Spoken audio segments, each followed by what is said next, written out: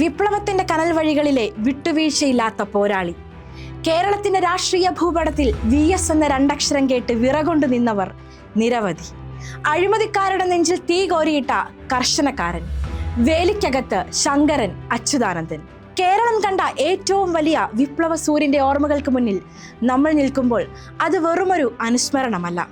ധാർഷ്ട്യത്തിന്റെയും അധികാര ഗർവിന്റെയും മതിലുകളിലേക്ക് വിരൽ ചൂണ്ടി സാധാരണക്കാരന്റെ അവകാശങ്ങൾക്ക് വേണ്ടി പോരാടിയ ഒരു കാലഘട്ടത്തിന്റെ ഗർജനമാണ്. സൈലന്റ് വാലി കാടുകളെ സംരക്ഷിക്കാനുള്ള പ്രക്ഷോഭം മുതൽ മൂന്നാറിലെ മാഫിയകളുടെ കൈയേറ്റങ്ങൾ തച്ചുടച്ച വിപ്ലവ വീര്യം വരെ പ്രകൃതിക്ക് വേണ്ടി VS നടത്തിയ ഇടപെടലുകൾ ചരിത്ര പ്രസിദ്ധം. പരിസ്ഥിതി സംരക്ഷണം കേവലം പ്രസംഗമല്ല, മറിച്ച് വിട്ടുവീഴ്ചയില്ലാത്ത സമരമാണെന്ന് അദ്ദേഹം തെളിയിച്ചു. എന്നാൽ ഇതിനൊപ്പം വെട്ടിനിർത്തൽ പോലെയുള്ള ജനവിരുദ്ധ പാർട്ടി സമരങ്ങൾ നയിച്ചത് VSന്റെ പോരാട്ട വഴിയിലെ ചില കറുത്ത പാടുകളാണ്. പീഡകർക്കും വേട്ടക്കാർക്കുമെതിരെ VS നടത്തിയ നിയമ പോരാട്ടങ്ങൾ കേരള രാഷ്ട്രീയത്തിലെ സമാനതകളില്ലാത്ത അധ്യായങ്ങളാണ്.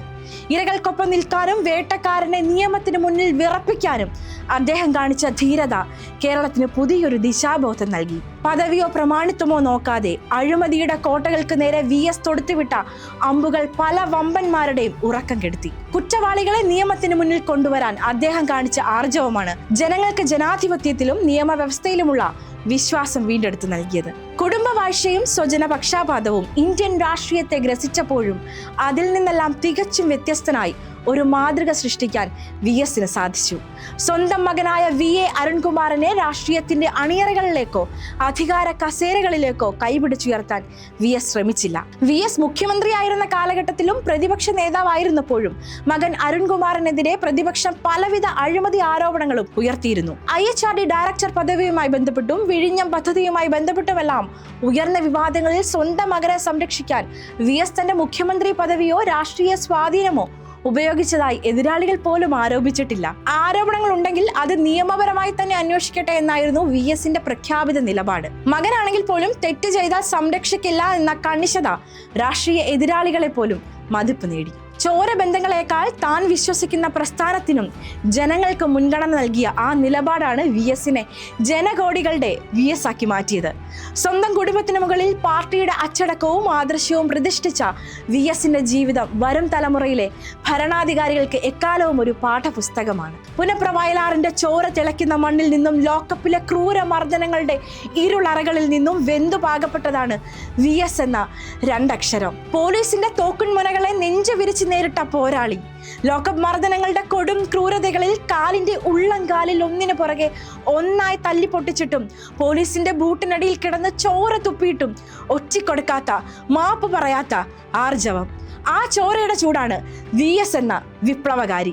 അധികാര കസേരകളെക്കാൾ VSന് പ്രിയം ജനങ്ങളുടെ ഇടയിലുള്ള സമരമുഖങ്ങളായിരുന്നു.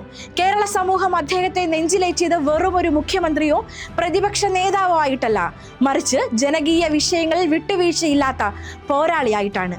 ജനാധിപത്യ ബോധമുള്ള ഒരു ജനകീയ നേതാവ് പ്രായത്തെ വെല്ലുന്ന ആവേശം കൊണ്ട് യുവാക്കൾക്ക് പോലും ആവേശം പകർന്നു.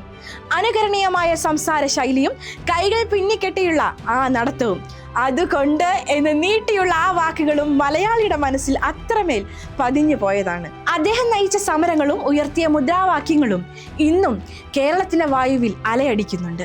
VS എന്ന വിപ്ലവ നക്ഷത്രം വിട പറഞ്ഞെങ്കിലും അദ്ദേഹം കാട്ടിത്തന്ന സമരവീര്യം വരും തലമുറകൾക്ക് എക്കാലവും വഴിവിളക്കായിരിക്കും.